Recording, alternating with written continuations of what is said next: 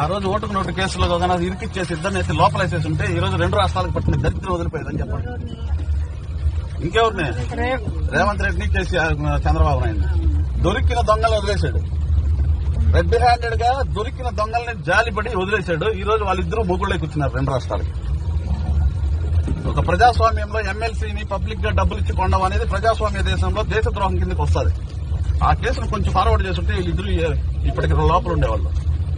మనమంతా ఎండలో నిలబడి ఓట్లేసి చెమట కార్చుకుని క్యూలో నిలబడి ఓట్లేసి ఏదో మనకు ఒక నాయకుడు వస్తే మేలు చేస్తాడని కష్టపడి రోజంతా క్యూలో నిలబడి ఓట్లేస్తే వీళ్ళు డబ్బు పెట్టి ఆ నాయకుడిని కొనేస్తే మన కష్టానికి మన నమ్మకానికి ఏం విలువ ఉంది మేడం ఈ ప్రజాస్వామ్యంలో? అదే చెప్పేది, ఫ్రాడ్ రాజకీయం. లేకపోతే 75 సంవత్సరాలైంది భారతదేశానికి స్వతంత్రం వచ్చి ఒక్క బీజేపీ ఎమ్మెల్యే లేడు ఆంధ్రప్రదేశ్ లో. మీ తెలంగాణలో ఉన్నాడు బండి సంజయ్ ఇంకెవరో. కానీ 8 మంది పోటీ చేస్తే 8 మంది ఒకేసారి ఎలా